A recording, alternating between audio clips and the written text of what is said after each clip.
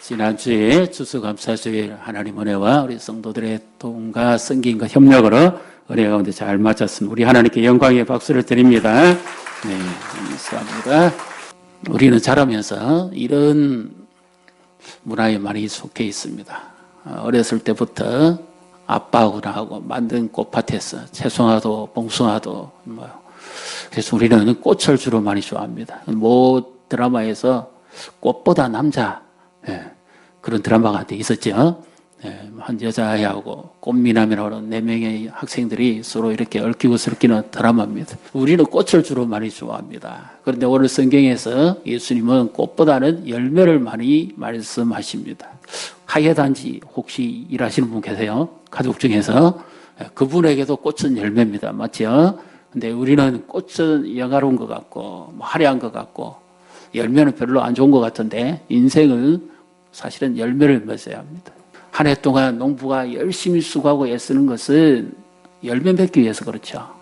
꽃도 열매고 우리의 직장의 수고도 열매고 교회 봉사하는 것도 열매고 살아가는 순간 우리는 다 열매를 맺기 위해서 살아갑니다. 열매를 맺지 않기 위해서 수고하고 애쓸 사람은 아무도 없습니다. 우리 성도님들은 지금 어떤 열매를 맺고 계십니까? 인생의 열매, 집안에서는 어떤 열매, 수고의 열매.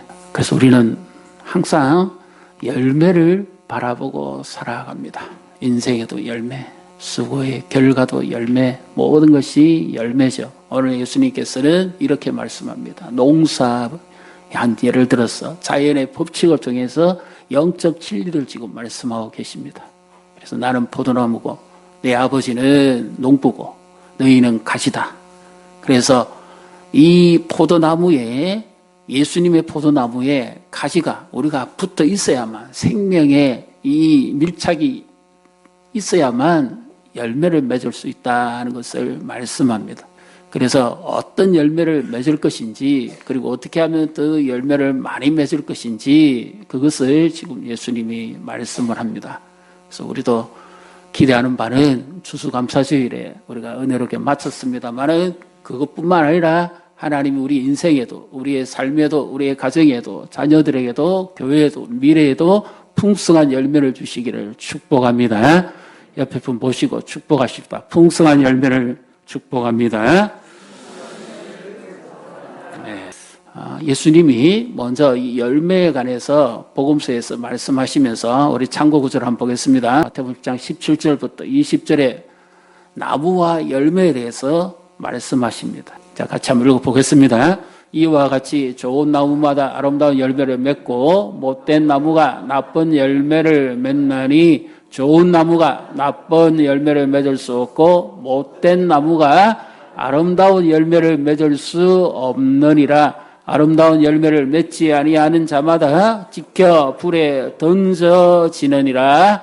이러므로 그들의 열매로 그들을 알리라. 아멘. 예수님은 진리를 말씀하시고 열매로 그들을 알게 될 것이다. 그들이 어떤 나무인지, 좋은 나무인지 나쁜 나무인지, 아름다운 열매를 맺는 나무인지 아니면 나쁜 열매를 맺는 나무인지는 무엇으로 알 수 있느냐? 그런데 결과적으로 드러나는 것은 열매입니다. 열매를 통해서 알 수가 있습니다.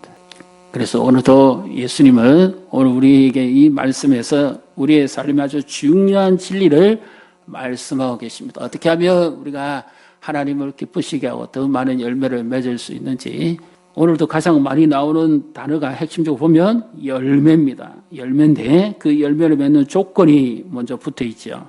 4절입니다. 본문 4절을 같이 읽습니다. 네 안에 거하라 나도 너희 안에 거하리라. 가지가 포도나무에 붙어 있지 아니하면 스스로 열매를 맺을 수 없음같이 너희도 내 안에 있지 아니하면 그러하리라. 그 포도나무와 가지를 말씀하시다가 갑자기 너희도 내 안에 붙어 있지 않으면 이와 같을 것이다. 이렇게 말씀합니다.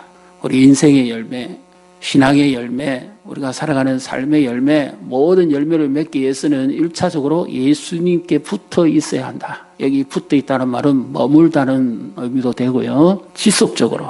구원은 전적인 하나님의 은혜로 예수님이 내 안에 거하시는 것입니다만은 구원 이후에 우리의 신앙의 행동은 여기 동사의 원형을 보면 전부 다 능동태입니다. 이제부터는 지속적으로 너 스스로 붙어 있도록 해야 된다 그 말이에요.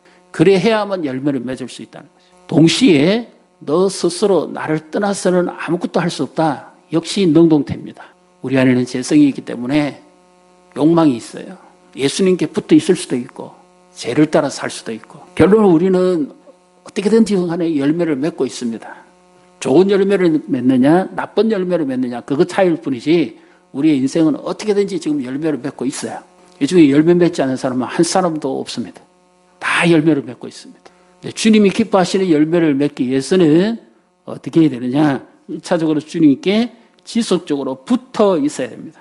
그한다 내 안에 그하라 붙어 있으라 머물러라 지속성입니다. 계속 주님께 붙어 있어야 됩니다. 그래야만 1차적으로 생명의 즙을 빨아들여서 열매를 맺을 수가 있겠죠. 5절에도 보시면 이와 같은 말씀이 거듭거듭 많이 나오죠. 5절도 같이 읽습니다. 나는 포도나무여 너희는 가지라. 그가 내 안에 내가 그 안에 그하면 사람이 열매를 많이 맺나니 나를 떠나서는 너희가 아무것도 할 수 없음이라. 그가 내 안에 내가 그 안에 그하면 이 그한다는 말도 머물면 이 말입니다. 예수님은 내 안에 찾아오시고 은혜로 찾아오셨는데 문제는 내가 예수님 안에 거하기를 원해야 된다는 거죠. 기뻐해야 돼요. 인생을 방황한 사람의 특징은 바로 예수님 안에 머물지 않기 때문입니다. 그래서 인생을 방황합니다. 시간을 낭비합니다. 물질을 낭비합니다. 나중에 돌아와서 하는 말이 내 인생 내대로 되는 게 하나도 없더라. 그때 깨닫습니다. 인생 방황한 사람의 특징입니다. 내 힘대로 내 뜻대로 살아보려고 했지만 끝내 아무것도 되는 것이 없더라. 오늘 이 말씀하시죠. 너희가 나를 떠나서는 스스로 아무것도 할 수 없다. 어떤 일도 이루어지지 않습니다. 끝내는 다 헛된 겁니다. 신앙을 방황하는 사람은 예수님 안에 거하지 않기 때문입니다. 여기 갔다 저기 갔다 하는 이유는 예수님 안에 거하지 않기 때문에. 그 인생의 방황은 예수님을 만나면 끝이 납니다.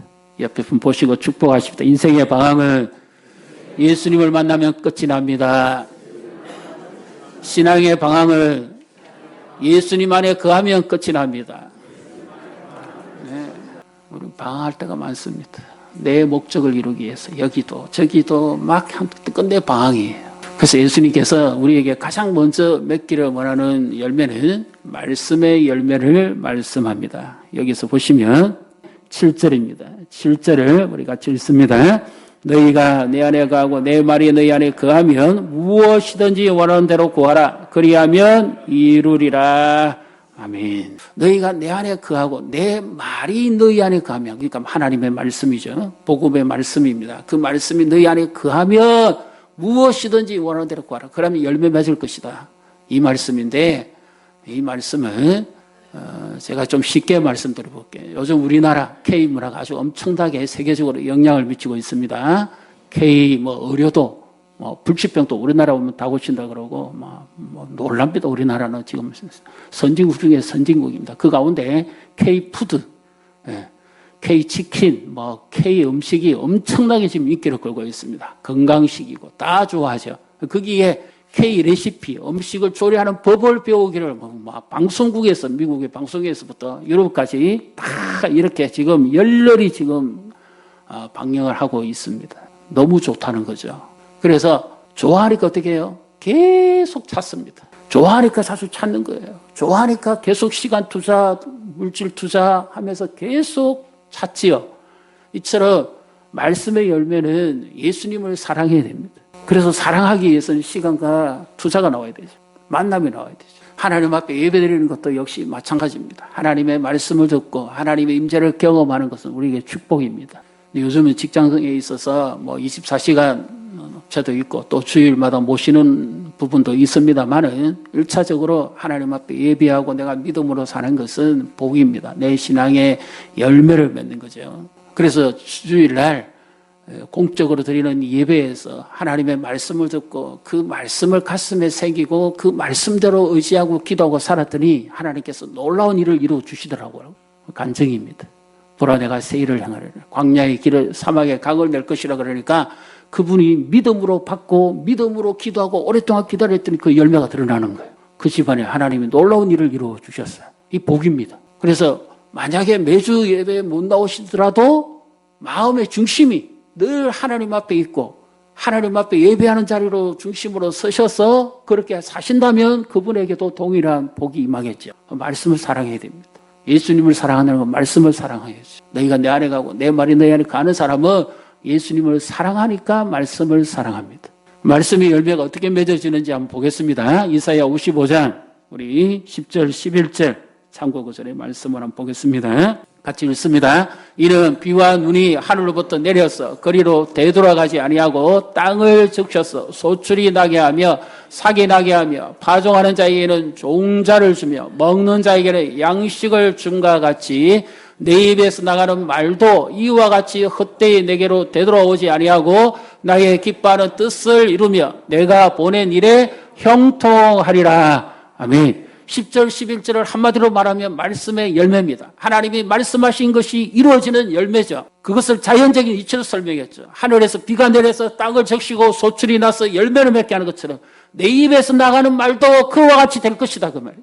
그래서 이런 사람들의 특징은 뭐냐면 말씀을 믿음으로 받습니다. 말씀의 열매 맺기 위해서는 1차적으로 이건 내게 주시는 말씀으로 받아들이는 거예요. 그래서 말씀의 씨앗이 믿음으로 먼저 그의 심정에 심어지고 그리고 이 말씀을 의지하고 계속 기도하고 주님을 바라보는 겁니다. 그랬더니 하나님께서 그 말씀대로 이루시는 거예요. 이것이 말씀의 열매고 말씀을 사모하는 자가 누릴 수 있는 복인 줄 믿으시기를 바랍니다. 이런 복을 우리가 누려야 되지 않겠습니까?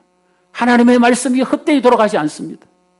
창조주요 전능자이신 그분이 말씀하시는 거예요. 우리가 의사의 말을 들어도 얼마나 건강에 유익합니까? 치료가 좋아집니까? 여행 가서 가이드의 말을 잘 들으면 여행이 편합니다. 그렇다면 하물며 우리 인생의 주인이시요 주권자시요 모든 것을 주장하는 전능자의 말씀입니다. 그분의 말씀에 귀를 기울이면 내 영혼이 살고 우리의 삶이 살고 가정이 살고 자녀가 살고 나라가 살고 미래가 사는 줄 믿으시기를 바랍니다. 이 말씀은 죽이는 말씀이 아니라 살리는 말씀이죠. 생명의 말씀이잖아요. 내 영혼을 살리는 말씀입니다. 그래서 말씀을 잘 들으셔야 돼요. 그냥 듣는 게 아니에요. 믿음으로 들어야 돼요. 이 말씀이 내게 주시는 말씀으로 받아야 돼요. 부득불 예배에 매주 참석하지 못하는 분들은 어떻게 하겠어요? 우리가 이 말씀을 묵상하고 그 말씀을 가까이 해야 됩니다. 시편 119편에 말씀이 나옵니까? 주의 말씀의 맛이 내게 어찌 그리 단지요 내 입에 꿀보다 더 달이다. 하나님의 말씀을 사랑하면 이 말씀이 꿀송이처럼 내게 와닿습니다. 그래서 보이지 않는 길을 하나님의 말씀을 따라갔더니 그 말씀이 길이 되고 광야에 길을 여시고 사막에 강을 내시는 하나님의 역사를 경험하는 것. 길을 잃었습니까? 말씀을 붙잡으십시오. 방황하십니까? 말씀을 붙잡으십시오. 지금 말씀이 내 귀에 먼저 들어와야 돼요. 내 영혼의 말씀이 먼저 들어와야 됩니다. K-드라마도 좋고 뭐도 좋지만 하나님의 말씀을 사랑해서 하나님의 말씀을 묵상하고 이 말씀의 레시피를 경험해야 돼요. 읽고 묵상하고 암송하고 적용하고 실천하고 순종하면 이 말씀이 내게 양약이 되어서 내 삶을 인도하실 줄 믿으시기를 바랍니다. 처음에는 내가 말씀을 읽습니다. 나중에는 말씀이 나를 읽습니다. 내 인생을 읽습니다. 내 영혼을 읽고 내 삶을 읽습니다. 그 말씀대로 따라가면 하나님의 놀라운 역사를 경험하게 됩니다. 그래서 목장에서 모임하실 때도 말씀을 나누세요. 목자들은 돌아가면서 이야기하게 하시고 오늘 내가 받았던 은혜만 간단하게 이야기하시고 내게 주셨던 베푸는 기도 응답이나 은혜를 나누고 함께 철이 날카롭게 한 같이 말씀 안에서 교제가 이루어져야 돼요. 말씀 안에서의 일치하는 교제가 돼야 돼요. 말씀의 교제, 생명의 교제. 내 영혼이 사느냐 죽느냐 달려있는데 하나님 내게 말씀하옵소서. 예배를 사모하고 기다려서 오셔서 미리 말씀을 펴고 기도하시는 이유는 하나님 내게 말씀하옵소서. 어린 사무엘이 엘리 밑에서 섬기고 있을 때 하나님이 그를 불렀지만 하나님이 말씀하시는 법을 몰라서 엘리에게 쫓아갑니다. 3번이나 쫓아갑니다. 그런데 엘리가 깨닫고 다시 너를 부르거든 이렇게 대답하라 그러죠. 주여 말씀하옵소서. 주의 종이 듣겠나이다. 그래서 4번째로 사무엘에게 하나님이 말씀하시니까 그때 사무엘이 주여 말씀하옵소서. 주의 종이 듣겠나이다. 그러니까 하나님께서 엘리가 제사장임에도 엘리에게 말씀하시지 않아요. 사무엘에게 말씀합니다. 엘리 집안의 미래와 이스라엘의 미래에 대해서 사무엘을 통해서 말씀합니다. 듣는 자세에 따라 다릅니다. 주여 말씀하옵소서. 주의 종이 듣겠나이다. 겸손히 사랑하는 마음으로, 사랑하는 자의 음성을 우리가 얼마나 경청하며 듣습니까? 말씀의 열매를 맺어야 됩니다. 이 가을에.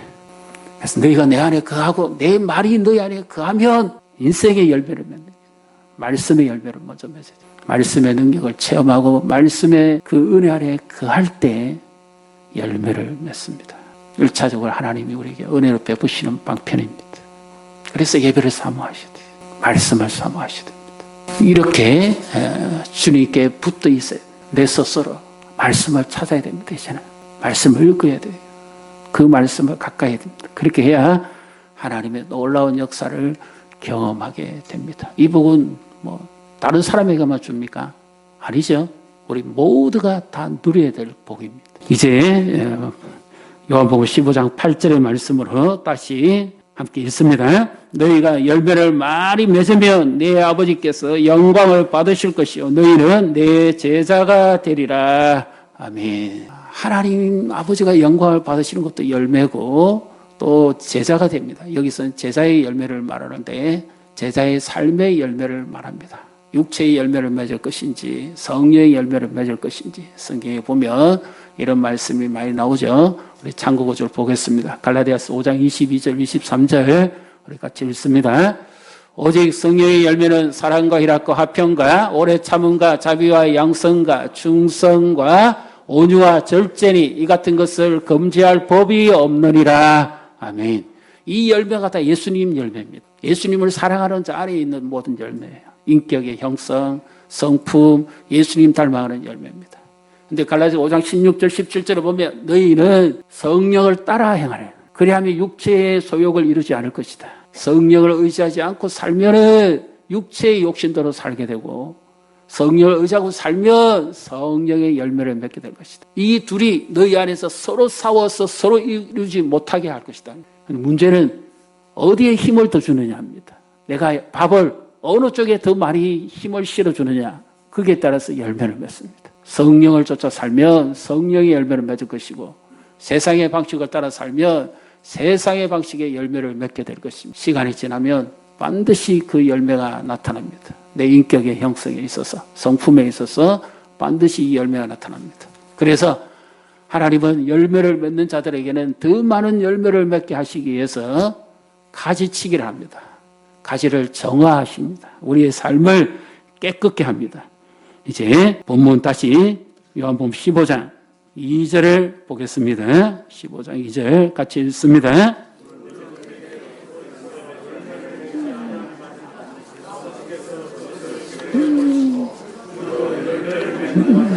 더 열매를 맺게 하리하여 그것을 깨끗하게 하시느니라. 아멘. 제가 우연히 그 농장에 이제 포도 농사 짓는 분들을 이렇게 하는 걸 봤습니다. 그런데 우리가 봤을 때 참 아까워요. 가지를 그냥 사정없이 잘라버리더라고요. 왜 저러지? 좀 이렇게 길게 놔두면 괜찮을 텐데. 그런데 아니, 잘라내야만 더 가지가 튼튼하고 많은 열매를 맺는다는 거예요. 어느 정도 잘라보면 이 가지가 힘이 없어요. 쭉 쳐져버리는 거예요. 그 열매도 많이 맺지를 못한대요. 그래서 경험이 있는 농부는 완전히 삭둑삭둑 잘라버립니다. 그래 해야만 벌레도 mol지도 않고 이 가지가 튼튼해서 많은 열매를 맺는다는 겁니다. 이처럼 예수님도 예수님을 사랑하는 자가 더 많은 열매를 맺기 위해서 이제 정화하는 작업을 하십니다. 전지 작업이죠. 가지치기를 하십니다. 그것이 어떤 것인지 우리가 좀 단어를 좀 잘 생각하셔야 됩니다. 히브리서 12장 9절부터 11절의 말씀을 우리 함께 읽습니다. 참고 9절 같이 읽습니다. 또 우리 육신의 아버지가 우리를 징계하여도 공경하였거든 하물며 모든 영의 아버지께 더욱 복종하며 살려하지 않겠느냐.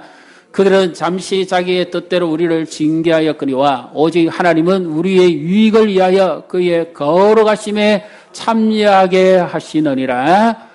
무릇 징계가 당시에는 즐거워 보이지 않고 슬퍼 보이나 후에 그로 말미암아 연단받은 자들의 의와 평강의 열매를 맺느니라. 아멘.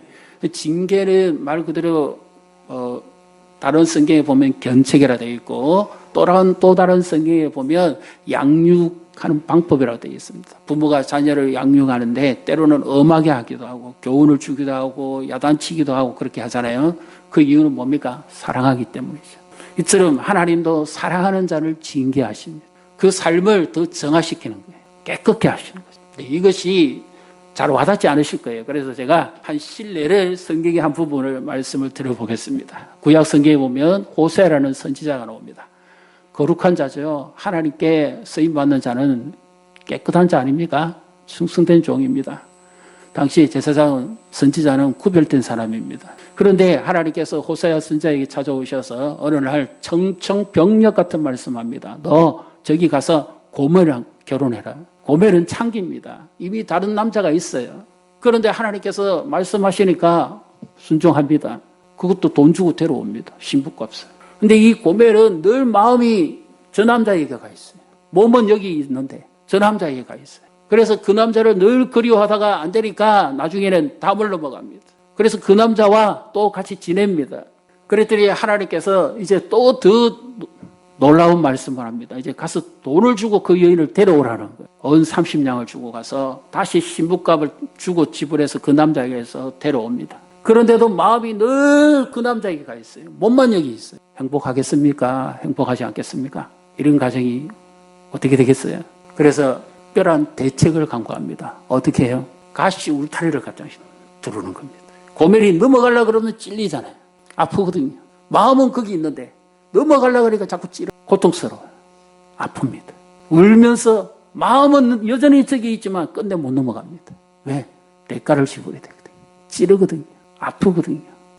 비로소 하나님의 마음을 깨닫습니다. 이스라엘 백성이 나에게 이와 같다. 그래서 우리의 삶을 정하시는 방법입니다. 내가 좋아하는 세상의 원리를 따라가려고 그러면 찌릅니다. 대가를 지불하며. 그래서 하나님께서 징계는 사람 만드는 방식입니다. 하나님의 사람을 만들어가는 거룩한 열매를 만들기 위해서 의의 열매를 만들기 위해서 삶을 정화시키기 위해서 징계를 물질을 걷어가기도 하고 건강을 걷어가기도 하고 내가 사랑하는 사람을 그래서 빨리 깨달아야 됩니다. 이제는 우리는 세상 사람들과 교제하면 안 됩니다. 그 사람들을 내가 전도하기 위해서 정말 영혼을 사랑해서 불쌍히 위해서 어쩔 수 없이 관계를 이어갈 수 있려고 하면은 모르겠지만 그들과 같이 진행을 하면 나는 그 사람들하고 똑같이 돼버립니다. 옛날의 삶의 방식으로 돌아가는 거예요. 고멜이 옛 남자를 못 잊어서 살아가는 것은 옛 사람의 방식을 말하는 겁니다. 그래서 찌르니까 자꾸 찔리니까 아프니까 한 번 포기하고 두 번 포기하고 세 번 포기하고 이러니까 나중에는 이제 참된 사랑을 깨달아 아는 거죠. 가시, 은근키로 담을 둘러버립니다.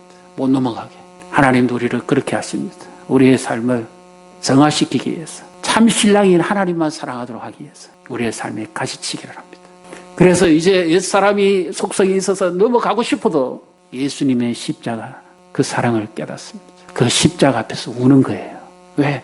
내 마음은 여전히 내 속성은 내 재성은 여전히 세상을 추구하고 싶은데 그분의 십자가 사랑 앞에서 내 자신이 어떠한 죄인이고 어떠한 존재라는 것을 깨닫고 우는 겁니다. 넘어가면 어떻게 돼요? 삶을 정화시키는 거죠. 그 십자가 앞에서 내가 어떤 존재인지를 깨닫게 하나님의 사랑받는 자녀라는 것을. 그래서 하나님이 정화시키는 거죠. 말씀의 열매를 맺고 의의 열매를 맺고 거룩한 삶을 살아가도록 십자가 앞에서 자꾸 나를 정화시켜 갑니다. 그래서 우리는 십자가를 계속 바라봐야 됩니다. 그 주님 앞에서 나라는 존재가 어떤 존재인지 어떻게 내가 구원을 받았는지 어떤 은혜를 입고 살아가는지 내 마음은 여전히 세상을 향해 갑니다. 가만히 내버려두면 그래 됩니다. 말씀과 성령으로서 십자가 앞에서 나를 지어하지 않으면 쉽게 우리는 넘어갈 수 있습니다. 왜? 나는 거기서 왔거든요. 사도 바울의 충성된 동력자였던 데마도 그랬습니다. 다른 성경에 보면 그를 그렇게 칭찬하고 하는데 나중에 사도 바울이 마지막 옥중에 투옥중에 있을 때 편지에 디모데후서 4장에 이렇게 되어 있습니다. 너는 속히 내게 오라라. 데마는 이 세상을 사랑해서 나를 버리고 떠났다. 우리가 계속해서 주님께 붙어있는 노력을 하지 않으면 아무도 장담 못합니다. 그래서 주님이 사랑하는 자를 징계합니다. 징계가 없는 자는 사생하라 그럽니다. 삶을 정화시키고 그래서 말씀의 열매를 그리고 삶의 열매를 거룩함의 열매를 의의 열매를 맺어가게 합니다. 그러면 십자가 앞에서 힘들고 어려운 일이 있어도 그 십자가 앞에서 견디고 이기게 합니다. 그래서 성숙하게 합니다. 그래서 우리의 인격을 다듬어갑니다. 우리의 삶을 다듬어갑니다. 예수님 닮아가게 합니다. 옆에 분 보시고 축복하십시다. 예수님 많이 닮으셨습니다. 그리스도인은 예수님 닮는 사람이에요. 예수님께 속한 자라는 뜻입니다.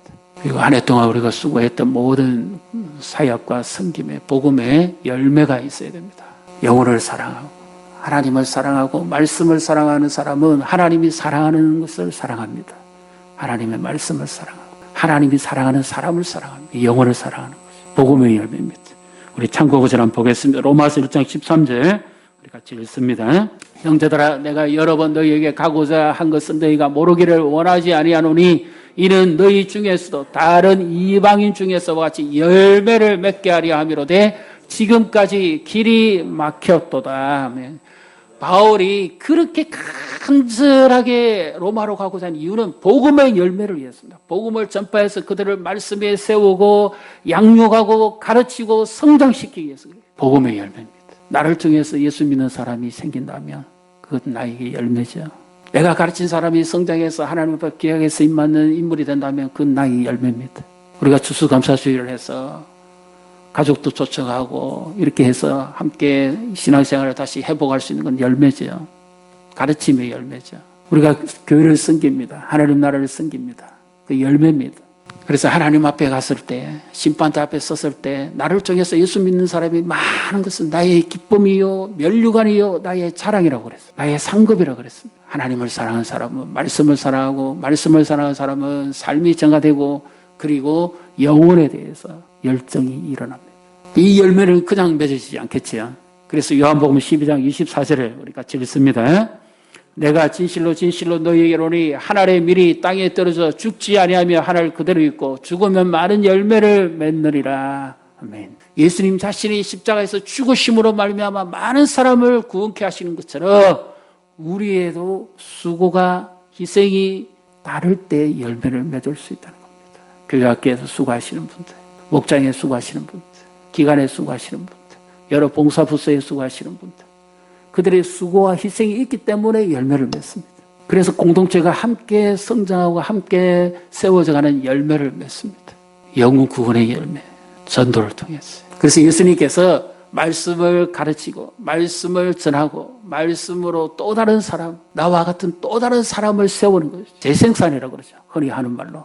이런 자들에게 주는 축복이 있습니다. 마태복음 1장에 임마누엘을 시작해 있어서 마태복음 28장 마지막 20절에 보라 내가 세상 끝날까지 너희와 항상 함께 있을 것이라는 이 말씀에서 예수님이 임마누엘의 축복을 말씀합니다. 말씀을 가르치고 말씀을 전파하고 복음의 씨앗을 뿌리고 제자 삼는 자들에게 주시는 축복입니다. 하나님이 함께 하시는 것. 이것보다 놀라운 축복이 있겠습니까? 이것이 열매입니다. 12월 22일 날 우리가 성탄 초청주의를 합니다. 내 집안에 믿지 않는 사람들, 죽어가는 영혼을 나보다 안타깝게 여길 사람은 없어요. 내 힘으로 안 되기 때문에 주저앉는 거죠. 주의 말씀을 듣고 주의 약속을 믿고 일어나시고 그리고 복음의 씨앗을 뿌려야 됩니다. 제가 운행하면서 들었던 목기도 방송이에요. 그 코너에 이번에는 아주 특이한 한 부분이 있었습니다. 어떤 경우가 있었는가 하면 시집간 딸이 집에 계시는 어른을 전도하기 위해서 무진장 애를 쓰는데도 잘 안 돼요. 타지가 있으니까. 마음만 꿀떡입니다. 늘 기도만 하는데 안 이루어지는가 하고 절망에 빠져 있는데 어느 날 하나님께서 그 기도를 들으시고 일을 하십니다. 어떻게? 요양보호사가 오셨어요. 그분이 믿는 분이에요. 그분이 그 집에 예수님에 대한 이야기를 계속 하시다가 그 방송의 코너에 연결시켜가지고 대화를 하게 하는 거예요. 그리고 그것을 딸이 듣도록 해주는 겁니다. 그 아버지가 눈물을 흘리면서 예수님을 십자가에 죽으신 나의 구세주로 믿고 고백하니까 막 방송국에서 잔치가 벌어졌어요. 우리가 복음의 씨앗을 뿌리면 주님이 이와 같은 방식으로도 거두십니다. 이 양산 땅에 우리가 복음의 씨앗을 뿌리면 우리의 가족이 어디에 있든지 땅 끝에 있든지 주님은 그에게 전도자를 보냅니다. 복음의 씨앗이 열매 맺게 합니다. 포기하지 마십시오. 실망하지 마시고 전도의 열매를 맺으세요. 말씀의 열매를 맺으세요. 삶의 열매를 맺어야 됩니다. 예수님이 땅에 오신 목적이 뭡니까? 자신을 주시고 죄인을 구원하시기 위함입니다.